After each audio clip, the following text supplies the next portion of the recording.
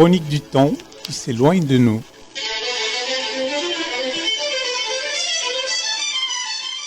Un regard inquisiteur sur une facette de notre société, d'en débroussailler les nombreuses pistes. Chronique du temps qui s'éloigne de nous, avec Belmondo Ndengue.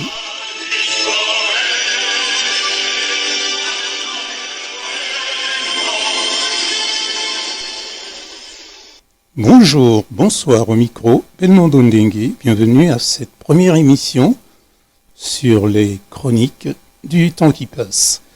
Aujourd'hui, nous allons nous intéresser à Internet, mais de manière particulière à WhatsApp. WhatsApp qui suscite toutes les convoitises, un outil très utilisé aujourd'hui pour communiquer. Au départ, WhatsApp s'est créé autour de 2018, il n'y a pas très longtemps, pour permettre aux hommes d'affaires, aux entreprises de mieux faire représenter leurs produits. Aujourd'hui, 175 millions de messages sont reçus chaque jour par les entreprises. C'est-à-dire donc que l'outil est très important. WhatsApp, c'est, je le disais tout à l'heure, des messages audio, vidéo, des messages texte. Très utilisés à travers le monde.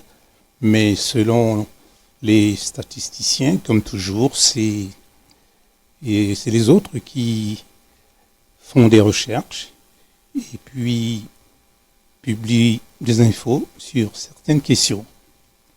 Et parfois, ces informations sont à prendre avec des pinces. Tenez par exemple, il est dit que WhatsApp est utilisé de manière particulière en Amérique latine. Donc l'Amérique latine vient au top des pays qui utilisent WhatsApp. Et pourquoi utilisent-ils WhatsApp? Pourquoi tant de monde utilise WhatsApp? Bien sûr, c'est parce que c'est moins cher. Les communications téléphoniques traditionnelles coûtent très cher. Mais quand on passe par WhatsApp, c'est meilleur marché. Et on a un Wi-Fi et la communication, ça passe bien. C'est donc pour des raisons économiques que WhatsApp est très utilisé en Amérique latine. Et en deuxième position, selon les statisticiens, on place le Moyen-Orient. Et 75%, disent-ils, des citoyens des pays comme l'Arabie Saoudite, le Qatar, on cite même la Tunisie et l'Égypte parmi les pays du Moyen-Orient, ce qui est un peu bizarre.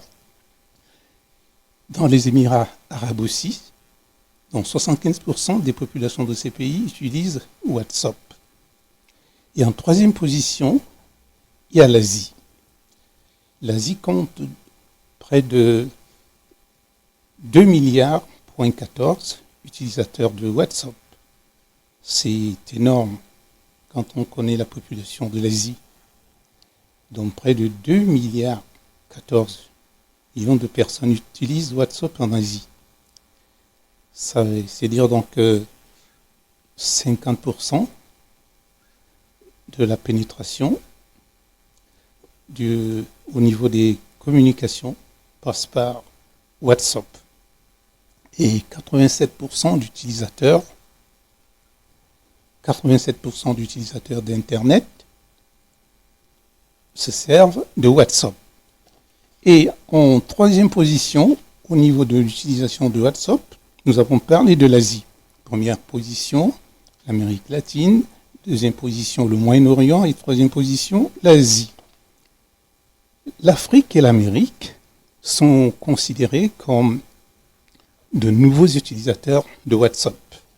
Parce que les Américains n'étaient pas très attirés par WhatsApp. Ils communiquent plus facilement. Et WhatsApp, c'est tout récent. Autour de 2020, on comptait déjà à peu près aux États-Unis près de 75 millions d'utilisateurs. C'était en 2020. Et on prévoyait qu'autour de 2023, il y en aurait 86 millions.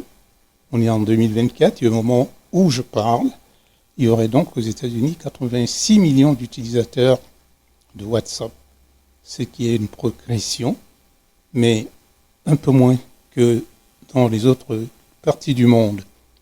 Et en Afrique, 97% d'utilisateurs de WhatsApp, au Kenya, en Afrique du Sud, 96% de personnes utilisent Internet, 95% au Nigeria et 44% au Zimbabwe. Les chiffres des autres parties du continent ne sont pas donnés. Tout à l'heure, je vous disais qu'on situait l'Égypte parmi les pays du Moyen-Orient et la Tunisie comme étant de grands utilisateurs de WhatsApp. C'est qu'il y a une aberration, car l'Égypte, Tunisie se trouve bien en Afrique. Et il faut dire que ces statistiques étaient très objectives, plus sourcées. On se rendrait compte qu'aujourd'hui, les utilisateurs d'Internet en Afrique sont peut-être plus nombreux ou aussi nombreux que ceux d'Amérique latine ou d'Asie. Voilà donc un outil important qui nous permet de communiquer. Beaucoup d'Africains utilisent au quotidien. Leur temps est consacré à des messages textes, à des communications vidéo, à des partages de posts. Nous reviendrons la prochaine fois sur WhatsApp, mais cette fois, les bons et mauvais côtés de cet outil qui aliène de nombreux Africains au jour d'aujourd'hui. Merci et à bientôt. C'était Chronique du temps qui s'éloigne de nous.